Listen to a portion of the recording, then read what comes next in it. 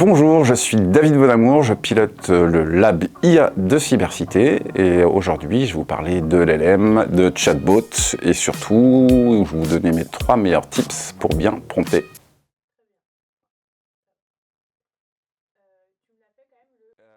Premier tips, utilisez la technique dite de tremplin. L'idée, c'est surtout pas de vouloir avoir un prompt parfait dès le début, c'est au contraire de commencer par explorer, donc d'avoir une discussion avec ChatGPT ou avec Gemini et de découvrir petit à petit le bon vocabulaire à utiliser, est-ce qu'il y a des concepts, des frameworks, et petit à petit construire son prompt avec l'ensemble de ces données. Donc vous allez commencer par différents chats qui vont petit à petit venir explorer des parties de votre futur prompt et ensuite vous allez consolider l'ensemble dans un vrai méga prompt. Et s'il est trop compliqué, vous irez étape par étape. Par exemple, pour commencer votre premier chat, vous pouvez demander à Gemini ou à ChatGPT qu'est-ce que tu connais sur ce que vous êtes en train de chercher, ou donne-moi le nom de framework qui permettent de réaliser cette tâche, et ensuite vous allez reprendre cette information pour construire votre prompt avec les bons mots. Au lieu d'imposer votre prompt, construisez-le avec l'IA. Mon deuxième tips, c'est de demander quelles sont les questions que personne n'ose poser à ChatGPT de manière à créer un contenu vraiment différenciant. En effet, les outils IA sont des outils probabilistes. Ils sont dits autorégressifs et génèrent systématiquement le mot ou la phrase qui a la plus forte probabilité de correspondre à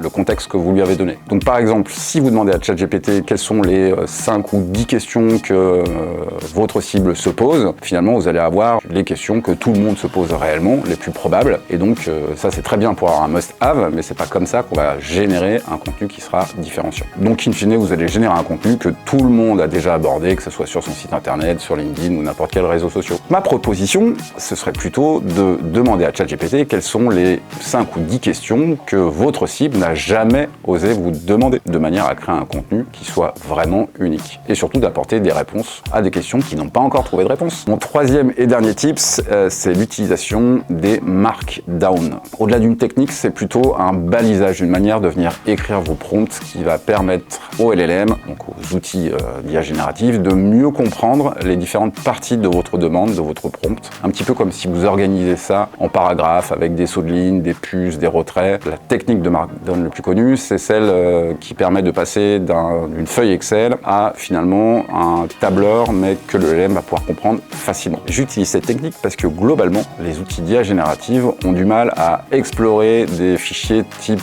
données numériques. Autre petit conseil, plutôt d'uploader de la donnée sous format Excel, uploadez-la sous format CSV. Mais certaines fois, vous allez être limité, donc c'est là où vous allez utiliser le Markdown. Donc la méthode à utiliser, si vous voulez uploader beaucoup de données, c'est que vous allez dans Google, vous cherchez outils table to Markdown, et puis vous prenez un des sites qui est positionné, vous copiez-collez toutes les colonnes qui sont dans votre fichier Excel, et l'outil va vous générer directement le Markdown. Et à partir de ce moment-là, vous prenez cette donnée, vous la mettez dans ChatGPT, et vous allez voir, vous allez avoir des résultats beaucoup plus rapides et surtout avec moins d'erreurs. C'était mes 3 tips et j'espère qu'ils vous seront utiles au quotidien.